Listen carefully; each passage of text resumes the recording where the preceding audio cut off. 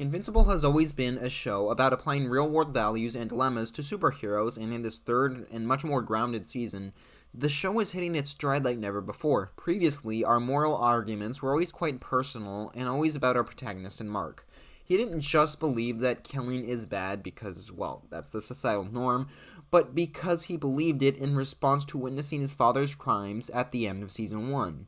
He had that mentality before, but all of Season 2 was more about his fear of becoming like his father and less about the fear of killing itself. But entering into this third season, Mark has already killed someone with Angstrom Levy. While his crimes were far less compared to Omni Man's, and not necessarily even considered crimes by the majority of our cast, in Mark's head, he feels like he fell much closer to the levels of morality where his father lies. And this permits us to finally inspect Mark's morality under much more scrutiny as he begins to become so much more violent. And all of this got me thinking about the season as a whole. Mark's younger brother kills easily. He's the embodiment of no mercy. Darkwing is now a guardian, and this most recent episode had Mark being forced to kill someone. The Viltrumite War just got much bloodier, and the question becomes raised of who is even supposed to be considered a superhero in this show anymore. Let's start with Mark's skewed perception of being a hero this season. Last week I made a video in which I discussed Mark's hypocritical perspective that villains shouldn't be killed, but also that they shouldn't be reformed. That is just him eliminating the only two solutions to villains, so let's dissect this a little bit more to find out what he's feeling deeper down. Mark has extremely high standards of himself to a level where they hinder his performance and always have. He must be the perfect hero, and because of this worldview, he believes that others need to follow his example.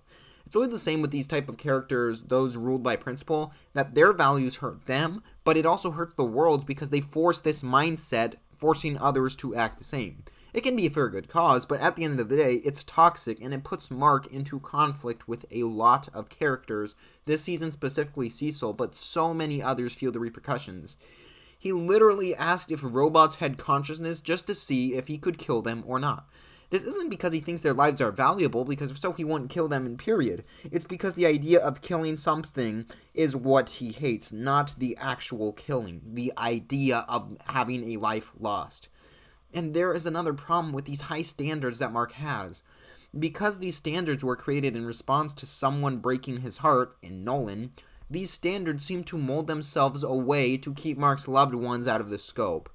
In the most recent episode, Mark made Eve promise him that if he turned evil that she would stop him, but when she asked him the same, he hesitated just because he couldn't ever think of her being evil. He couldn't imagine it, even though she struggles with the very same guilt that Mark has about casualties. If killing an unarmed person makes someone a villain, then Oliver should just be sent to jail. Period.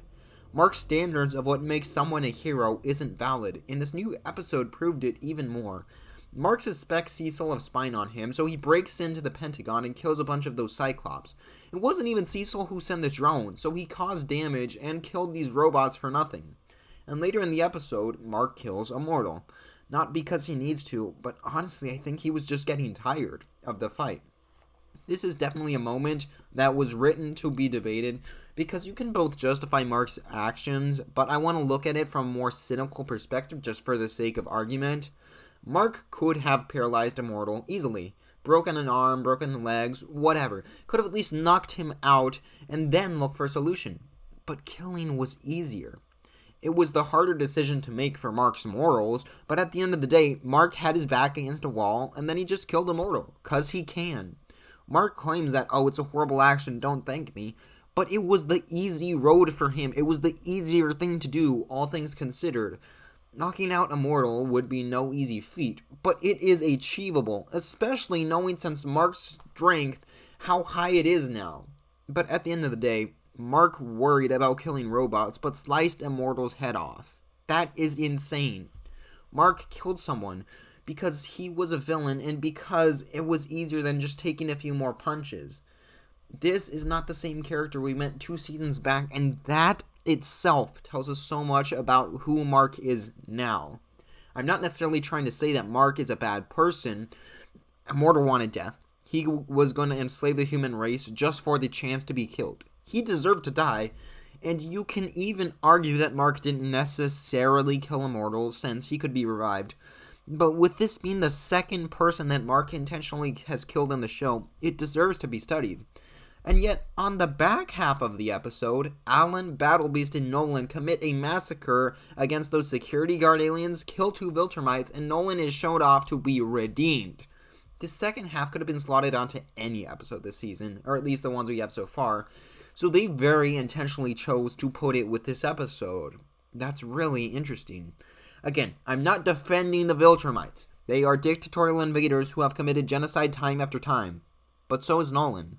But because Nolan realizes he loves his wife, he is treated differently.